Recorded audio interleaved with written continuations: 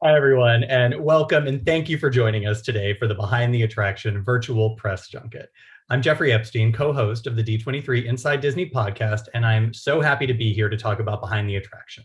Streaming on Disney Plus beginning July 21st, the 10-part original series is a fun, enchanting show that gives viewers an exclusive peek behind the curtain of the most beloved attractions and destinations at Disney theme parks and resorts around the world. Now, just a little housekeeping before we get started.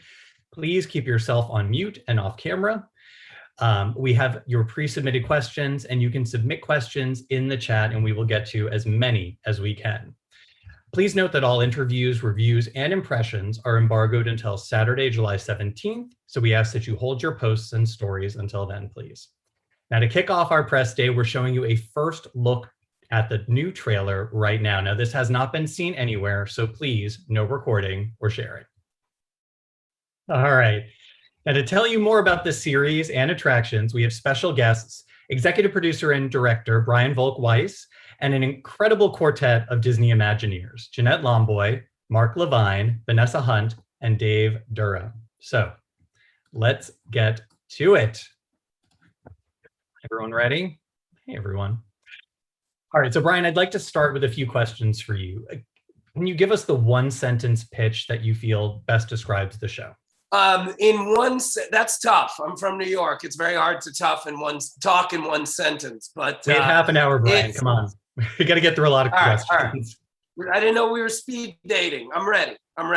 Okay, it's a fun show that first and foremost is designed to entertain, but hopefully when it's over, and not to use a dirty word with that starts with an L, but you might have learned something. But first and foremost, it's supposed to be entertaining and fun. Awesome. Excellent. And a good one sentence. And thank you for not calling me on 3 sentences. The Imagineering story was immensely popular on Disney Plus. Can you talk about how this series is different and how the idea for it came about? Well, the idea, I'll go in reverse order. The idea came about, we had partnered up with Dwayne Johnson's company, $7, and we were working on a show that we had pitched to Disney Plus. And Disney Plus, they liked the show. I would say they didn't love the show. And a company doesn't love a show when they don't buy a show. But they said, hey, what about doing a similar show to what you pitched, but have it be about the attractions? And I said, I'd love to do a show about the rides. And they said, don't ever say that word again. It's called attractions. And I said, my bad. And that's basically how it came about. We were given a lot of great notes, which I frantically scribbled down. Our development team put together a brand new deck, which is like a proposal for a TV show. And we brought it back, and every day working on this show, with no exaggeration, 5 to 1,000 times a day, I would say to myself, I cannot believe this show was greenlit, but it was greenlit. I promise you it was greenlit. So that's how it came together.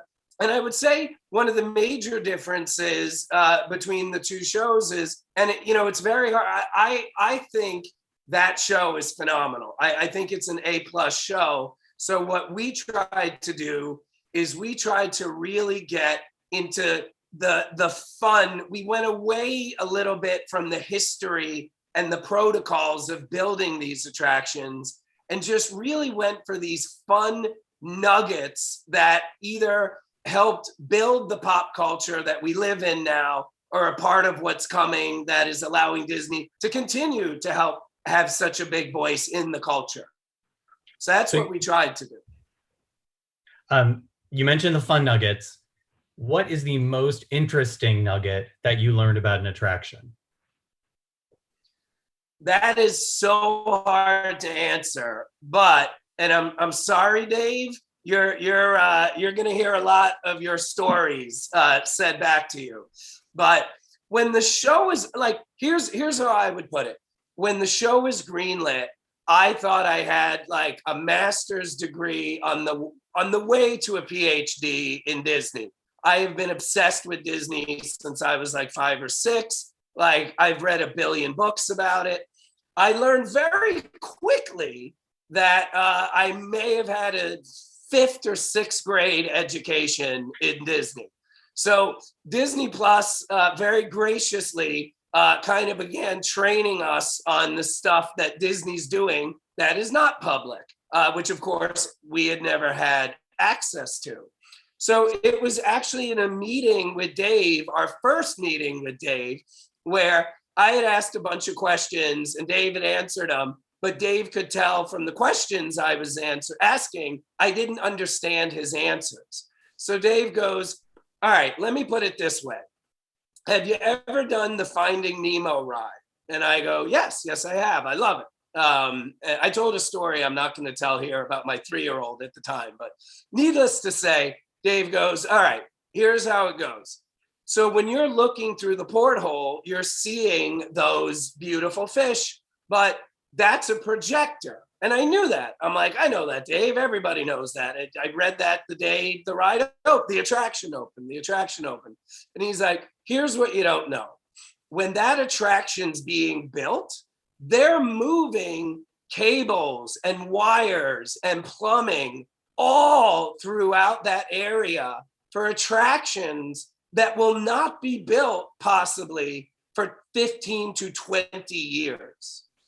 And that's what, like, that was the moment where I'm like, got it. Okay, that's how I have to look at this show. That's how I have to look at the parks. And that for me was the beginning of, I would say, heading towards, I still don't think I ever had, and I sure even now don't have a master's in Disney, but that was the beginning of me being like, all right, I'm still in high school. I got to keep studying. But that was the moment where I started to understand everything better than I ever had. I'd love to know, I'd love to have each of the Imagineers introduce yourselves. And can you each let us know a few of the attractions or projects that you've worked on? And I will start with the person who on my screen is next to me, Jeanette. Hi, everyone. I am Jeanette Lomboy. I get the pleasure of overseeing everything at the Disneyland Resort on Aulani. So most recently, we obviously just opened Avengers Campus, but long list of things. Aulani probably is my baby from 10 years ago. We're coming up on the 10th anniversary.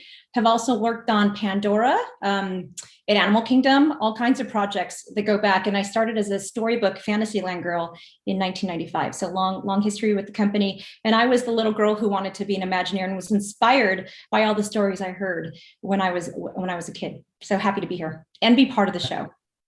Wow. Jeanette, I want to now go on the storybook canal boats with you now. I want to hear your spiel on that. I'm happy to take you around. I still know it. Mark, up next. Yeah, thank you. Nice to meet you, Jeffrey. So I'm Mark LaVine. I lead the story development team in Imagineering. After a career in television doing writing, I've been working in Imagineering. Numerous projects around the world, from cruise ships to Pandora, like Jeanette. Spent 5 years working on that project. And working a lot with people like Brian on our park stories and things we can do with them. Story development is involved in everything we do at Disney. So have a lot of work. We're going to go to Dave. Hello, my name is Dave Durham. I work in the ride studio. I work primarily in blue sky, front end concepting for new attractions. I've had the good fortune to work in creative, in production, in R&D, and the ride studio. So lots of rides I've had the pleasure to work on, from Indiana Jones to Star Tours and back again. So lots of great memories. Two of my favorites, and Indy looks really fantastic right now since the park reopened. So kudos to you and Jeanette. And last but certainly not least, Vanessa. Hi, I'm Vanessa. I am part of the Walt Disney Imagineering Art Collection team. We are the archive responsible for documenting and caring for all the artwork created by Imagineering for our projects around the world. I'm also a part-time author for Disney Publishing.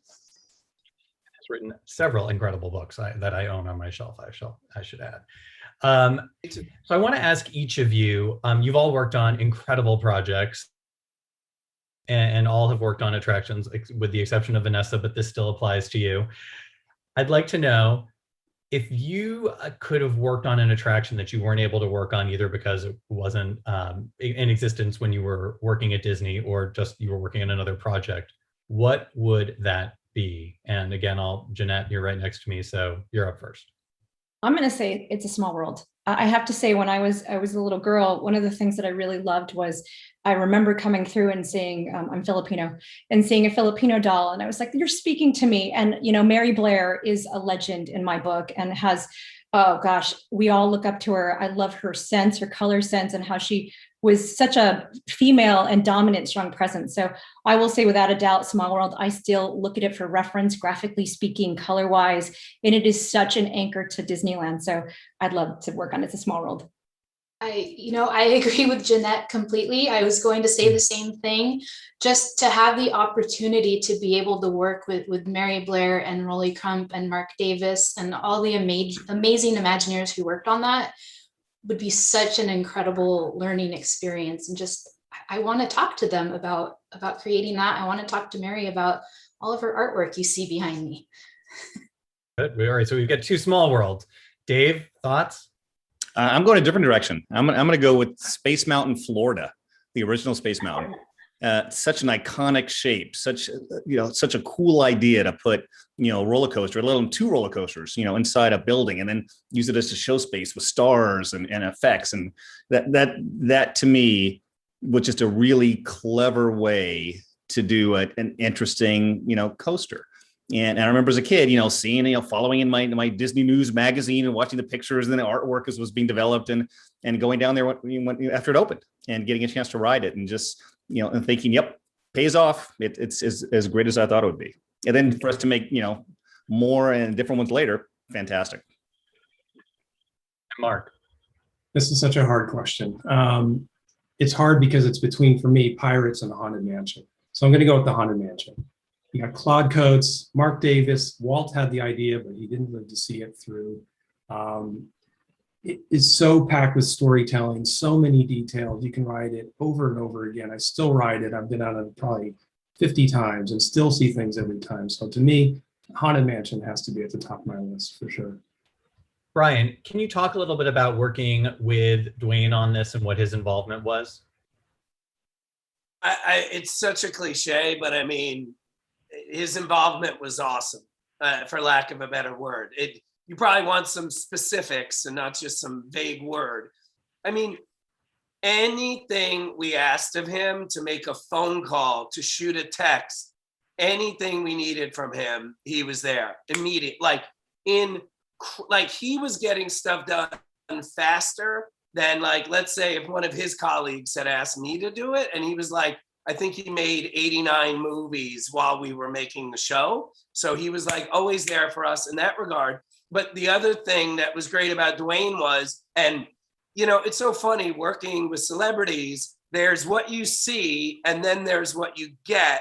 And I don't think I'm ruining, I'm not saying Santa Claus doesn't exist, but that gap is usually medium to very wide. With Dwayne, whatever you see him doing on television, like when you see him interviewed, anything like that, that's him. And he brings an enthusiasm and an energy to every conference call, every Zoom, every meeting. Everything we did with him was high energy. We were laughing. And like the first time I met him, he's in a very obscure Voyager episode of Star Trek. And I brought that up to him the first time I met him.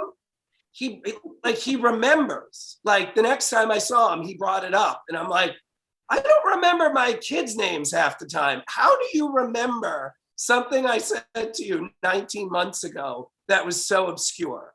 So that's him. And I would say he loves Disney as much as anybody on this press conference. Like he gets it. He's into it. He's been going to it forever. And it was, I mean, again, to call it awesome and a joy, tremendous understatement, actually.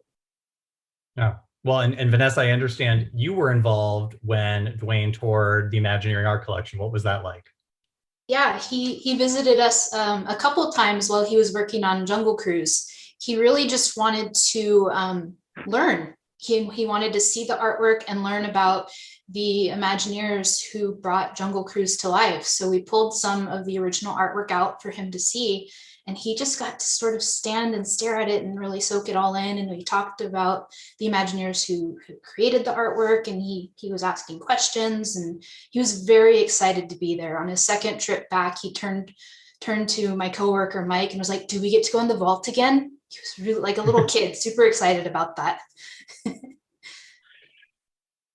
sounds like a lot of fun. Brian and anyone else who was maybe involved in the creative process, how did you land on what attractions and destinations and pieces were included?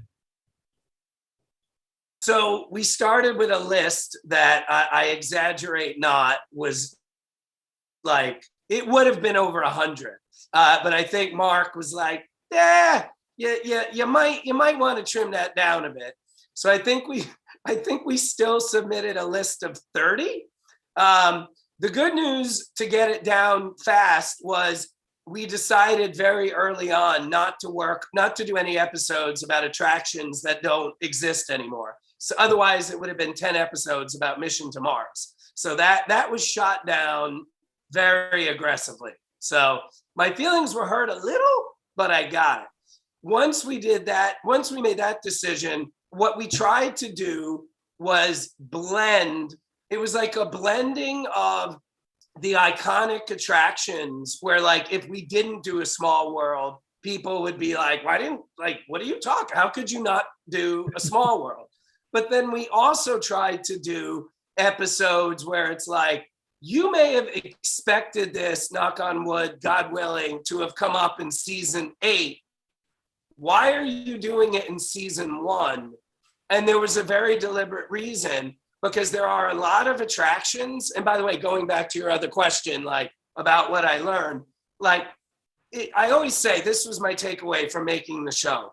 Attractions are like icebergs. And what I mean by that is, to the public, you're only seeing maybe 2% of the attraction. If people knew the infrastructure that they don't see that make these attractions work, I mean, they'd be blown away. So that was a big part of what we were trying to do, was take something like,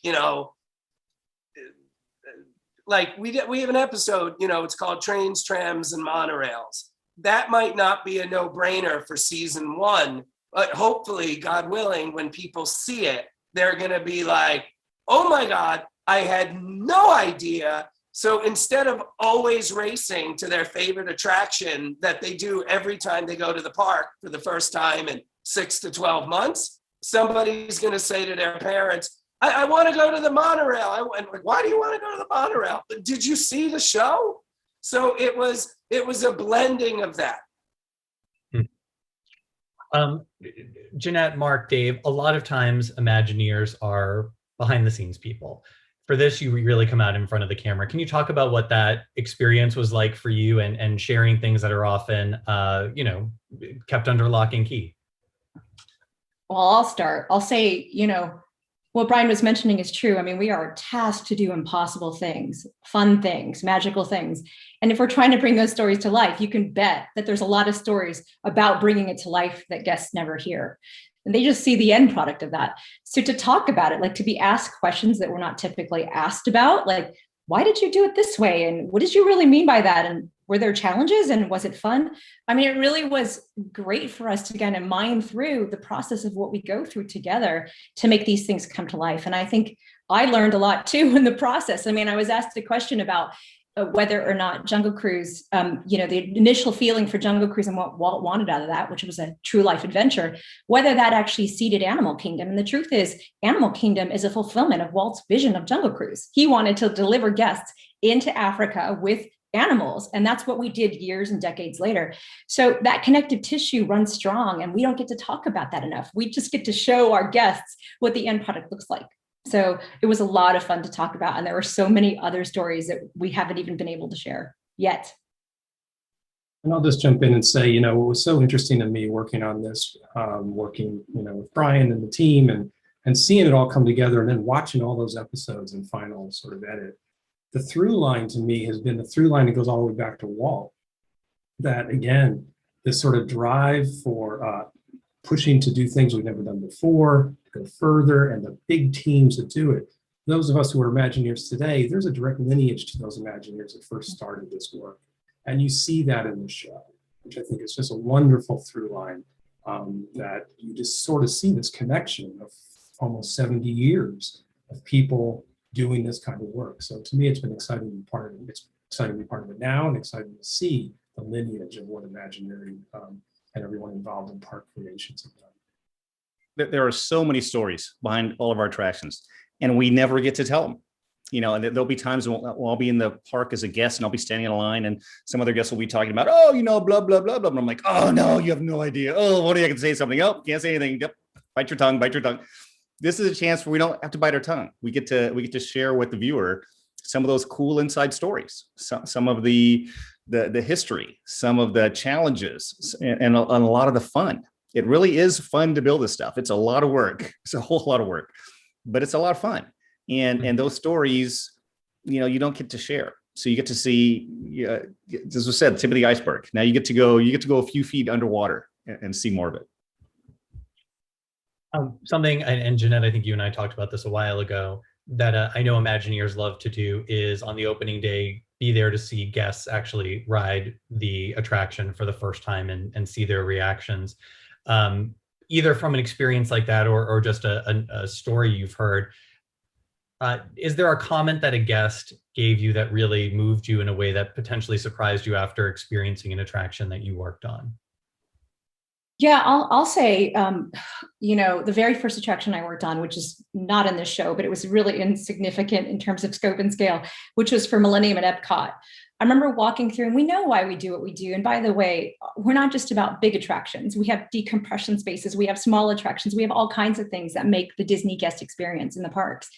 And I remember walking into that space and seeing 3 generations of women, a great-grandmother, grandmother, a mother, and a daughter, and they were not speaking a language I understood. And I realized in that moment they were having fun, that what I could do in that moment, everything, all the pain, the angst that we go through to deliver these things to our guests, that they could understand it, even though we didn't speak the same language, we weren't from the same country, we had different viewpoints. And that not only that thing lives on now and is touching people in ways that are meaningful. And that surprised me. It surprised me that kind of love and passion that we put in, and trust me, there is a lot of pain, love, and passion that goes into what we make, really affects the guest experience in a way that I never understood, and that we could speak to the world all the time, even now. So it is surprising. It's surprising to me. And also at the same time, it just amazes me after all these years that it feels that same way every time we open something. Dave or Mark? It's a ton. And literally the coolest thing for me as Imagineer is to be able to go stand by the exit of a new attraction that we open. And you've put years, working with a team, so many hours, so many meetings, so many decisions. And you have the vision the whole time as to what you hope that thing will end up being. And then when all is said and done, the guest literally speaks as they come off the ride and you're listening. Did they like it? Were they happy? Did it meet the expectations? And what I watch for is, do they run right back around and get back in line again? And it's this thing where you don't have to say a word. Their actions say it for you. And you just sit back and you smile and you go, that was worth it. And so it's not always what you hear, it's what you see. Can I say something though? Because I'm the only one here who's not an Imagineer. There's something better than people complimenting an attraction when they get off it. And I was a part of that when I got off Ride of the Resistance. Speechless. Mm-hmm. Literally 6 people were just blinking. For adults. 5 of the 6 people were adults, just blinking. No one said a word for about 15 seconds. I don't know what's a better compliment than that. Absolutely. Vanessa, you've written books, you research for, I know you work a lot with the Walt Disney Archives and D23, and your work is amazing. Was there something that you, with all of your years of researching, learned when working on the show? So my involvement was mainly, I was interviewed and that was it. My other team members took point on working on the show, fulfilling the requests. However, in watching the show, it was really neat for me to hear the stories firsthand from my fellow Imagineers about these attractions that I had maybe heard bits and pieces of those stories before, or I had read about them, but to hear them from that person themselves was really kind of a neat experience for me. So visiting the parks is it's all about in-person experiences. It's all about these very tactile, visual, interactive experiences. How do you convey that through story for the Imagineers and through story and the visuals when crafting the documentary? I mean, what we tried to do, and this is one of my quote unquote secret sauce things or whatever, but like what I always try to do is start very small and tight with a detail. Like you might be watching it by design for 30 to 60 seconds and be like, you may even want to hit pause and be like, did I press play on the wrong show? But that's very deliberate because what we're trying to do is start small. And once again, similar to Dave telling us that story about the pipes and wires being laid 3 decades before they're needed, like we try to treat the viewer like, just trust us, this is important. And over the course of the rest of the episode, the meaning of that original story, we add a little context here, a little context there. And by the end of the episode, if we've balanced everything correctly, and in theory, if we've done our jobs right, you don't even know this is happening until you would potentially watch the episode again. But we basically, those things you do when you're a kid, it's like connect the dots, where it starts off where it's a bunch of dots. And then at the end, after all the things, it's like, oh, it's a dragon. That's what we try to do. So we start small and then we just connect the dots. And by the end of the episode, you're like, I get it. And then again, theorizing, we got it right, hopefully. When you go to the park and you see the building, it just hits you like you're Neo in the Matrix or something, where it's like, how did I know all this? Oh yeah, I watched Behind the Attraction. So that's what we tried to do. And because we are running low on time, I'm going to get to another question for the Imagineers. Where do you start when developing a new attraction? And for some of the newer attractions, can you talk about tech that's maybe been developed outside of Disney that you've been able to adapt and utilize for new attractions? So how we started an attraction, there's many ways into that, but and of course I'm biased. I have it in my title, story, but it is about storytelling. It is about how do we bring a world to life, be it a world that has come to us from the movies, where we want to find our way into that world, like we did with Pandora, Jeanette and I, and the team to figure out how we were going to experience that kind of world, or a story we've created in ourselves. And again, go back to Haunted Mansion and Pirates. So I think it does start with storytelling. Of course, our storytelling is different. We're putting you as a guest in the middle of that story. You're a main character of the story, even if you see the favorite characters that you know from the movies. So that's the way we often start, is really what is our story approach into an attraction. It can also start with other ways in too. And that could be technology. I'll let Dave probably Dave, you should probably speak to that one. Technology is always a big deal. And often Mark and his team will come up with fantastic stories, and we're not sure what technology exists to tell that story. And sometimes we have to invent the technology. We have a great R&D group and fantastic blue sky Imagineers in numerous technical fields. And sometimes we'll partner with somebody on the outside who's already done some work in some interesting areas. And we also have Disney Research, a whole nother group. So technology is important, but technology is only there to support the telling of the story. If we do things right, you're not thinking about the technology. You're not thinking about all this often, invented, patented, no one else in the world has this technology.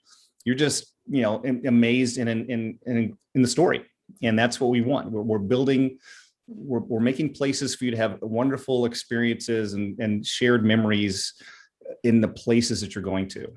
Yeah, those who are the little techno geeks like me, someday, yeah, we'll write it 4 or 5 times to try to figure out how that effects works. But you may need to write it 4 or 5 times to figure out how that effects works, because it's done so well and woven so well into the story.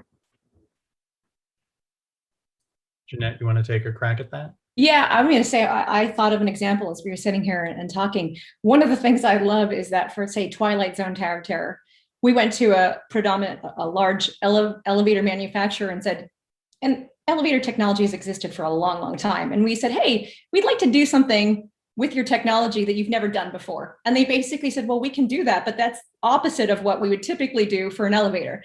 So I think sometimes we use technology that exists in different ways, right, to bring up light to life our attractions, and Twilight Zone Tower of Terror, which is now Guardians of the Galaxy Mission Breakout at Disney California Adventure. That's one perfect example of how we think out of the box.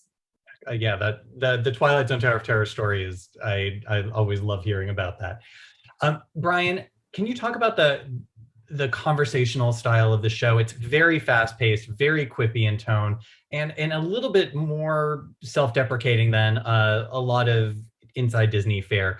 Can you talk about how the tone was chosen, and how you were able to incorporate it for the various rides, and did it change when you were talking about different attractions? So my personal background is comedy.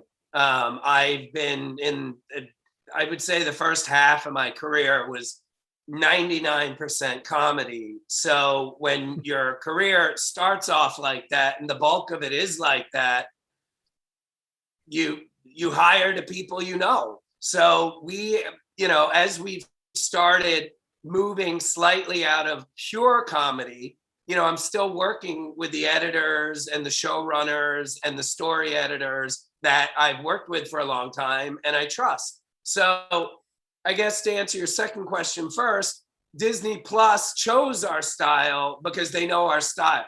So we have done some other shows that have this comedic yet informationally.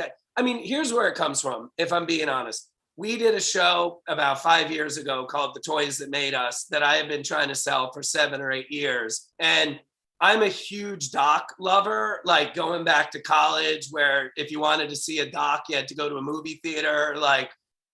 So one of the things I've always had a problem with is docs that are dealing with fun and happy and light subjects, but treat them like, it's the rise and fall of the Roman Empire.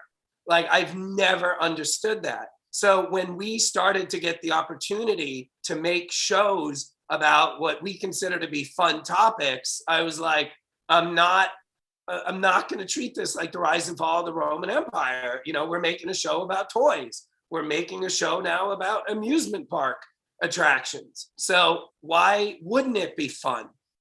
And then to the self-deprecating of it all, that, I'm just being honest with you, that's a style that I like, and it's a style that I trust.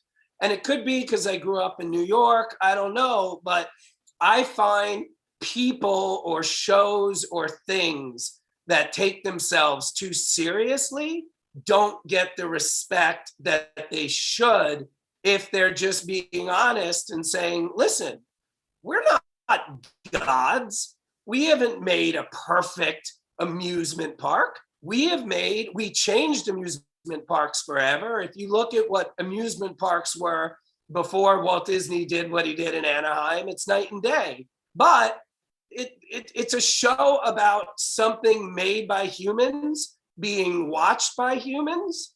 How can you not be self-deprecating? Of course you could be not. You don't have to be. But that's why we chose to do that. Sure. So with time for one last question, I'm going to hit this with everyone, although I'm not sure if all the Imagineers have seen all the episodes, so there may be some guesswork involved here. But there's a lot of ground covered in the series of the 10 episodes, a lot of attractions crammed into each one. And when I say crammed, I mean in a loving, magical way. Can you each come up with one attraction to see included potentially in a future episode, should there be a season 2 of the show? Starting with Mark. Flight of Passage. Avatar Flight of Passage. I'm biased. It's a good Vanessa?